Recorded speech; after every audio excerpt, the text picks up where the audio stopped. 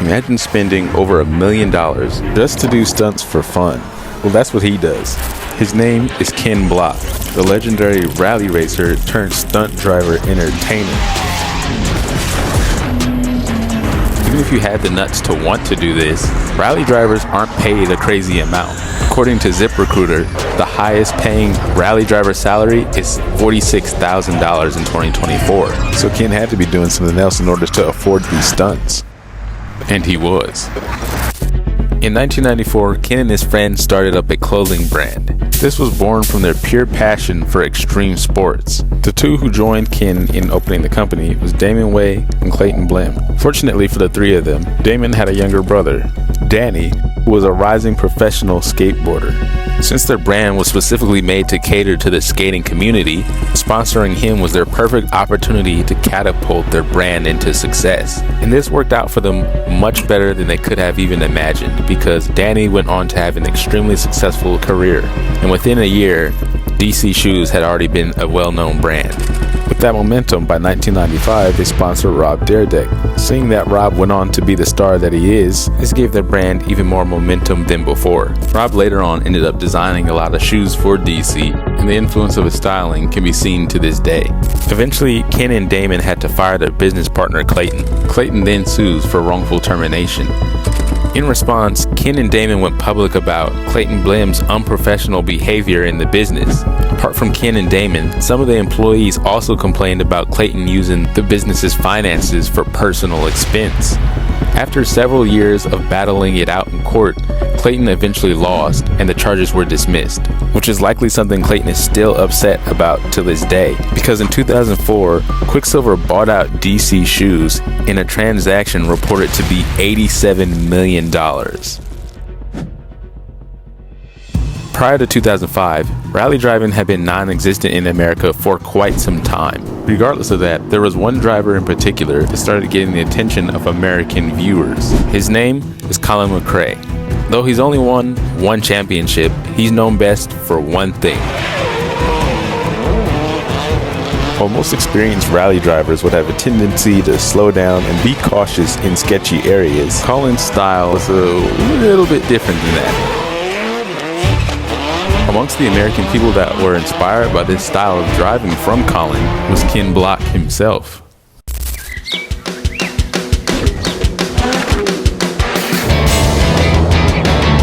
Ken had integrated his passion for extreme sports and the influence from Colin McRae into his rally driving style.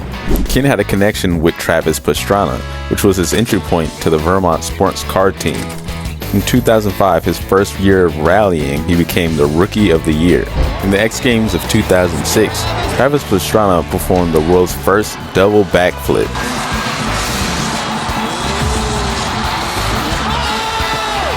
Travis was already a multi-talented and known competitor, but this took him to the next level. Anyone competing against him knew that they were going up against peak motocross talent. Within the X Games of the same year, Ken Block went head-to-head with his idol, Colin McRae, in X Games' first ever rally competition. Travis Pastrana also participated in this rally tournament. Ken was in the top 3 amongst them, a true showcase of Ken's natural talent. Wow, what a turn up for Ken Block. That's amazing. In the end, Colin ended up losing to Travis in a last-minute upset. And he sets it up. Regardless of the outcome, I think this was the true start of Ken, Colin, and Travis's friendship. That same year, Ken announced the birth of his daughter, Leah.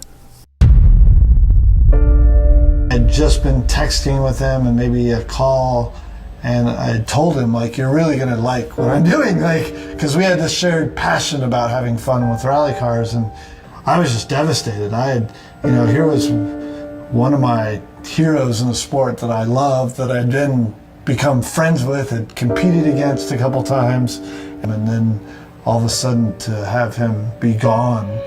On September 15, 2007, Colin McRae was involved in a helicopter crash that proved to be fatal. In the helicopter with him was his son and 2 family friends who also passed away. It was also reported that Colin McRae was the one piloting the helicopter when it crashed. Alleged video evidence later came up showing proof that Colin was at fault for the crash. indicating that Colin was flying at unnecessarily low heights. They also went on to say that he was performing significant maneuvering at a low level for the enjoyment of the passengers. It goes on to say that due to this being done in dangerous weather conditions was likely what caused Colin to lose control. Ken was devastated, yet likely more motivated than ever to continue the all-out driving legacy. In 2008, Ken Block was given a new Subaru WRX to use in rallies, and he wanted to test out what he could do with the new vehicle.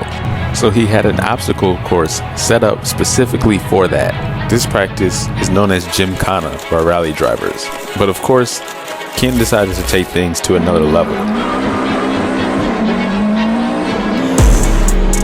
This Gymkhana was the pure embodiment of the all-out driving style that Ken has always wanted to express.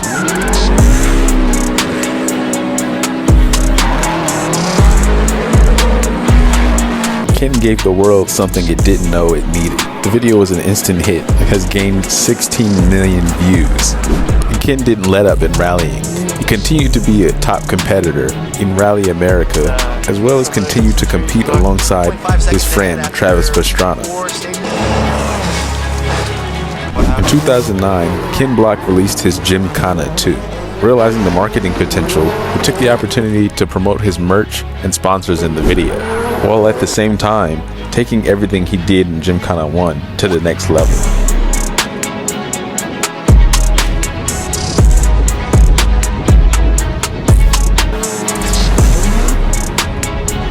Ken knew exactly what he was doing. He even called the video one giant ad himself. It was the perfect explosion of an idea. He got to do what he truly loved and make a bunch of money in the process. In 2010, Ken left Team Subaru and joined Ford, debuting his new Ford Fiesta in Gymkhana 3.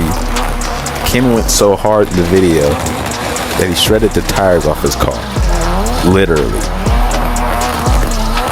As a platform to continue rally racing, Ken co-founds Hoonigan Racing Division. In 2011, Ken dropped Gymkhana 4. The most movie-like Gymkhana of them all, Ken gets free reign to rip through the backlot at Universal Studios.